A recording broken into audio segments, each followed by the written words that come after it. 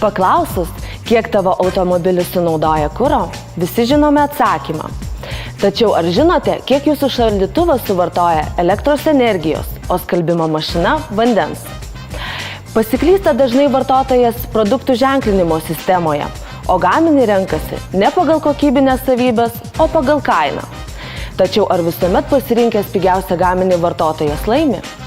Atsakymą į šiuos ir kitus klausimus tikrai rasite vartotojams skirtoje svetainėje www.top-10.lt. Taip pat jums patars parduotuvių Topo centras ekspertai. Efektyviausiai rinkoje parduodami šaldymo gaminiai yra žymimi A su 3 pliusais energijos efektyvumo klase. Vidutinis A klasės energijos šaldymo įrenginys per metus sunaudos apie 300 kWh elektros energijos.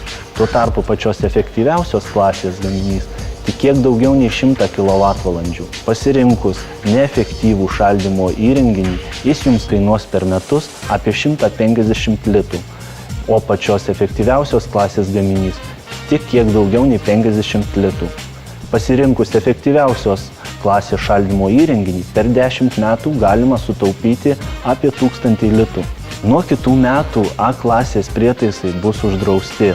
Todėl rinkoje liks tik tie, kurių elektros efektyvumo klasė yra A+ arba aukštesnė. Pagrindiniai skalbimo mašinų parametrai yra elektros energijos suvartojimas, vandens sąnaudos, gręžimo efektyvumas. Todėl pravartu žinoti, kad A klasės skalbimo mašina yra pati neefektyviausia. Neefektyvi skalbimo mašina vienam skalbimo ciklui sunaudos apie 60 litrų vandens ir 80 centų už elektros energiją. Efektyvi 45 litrus vandens ir 36 centus už elektros energiją.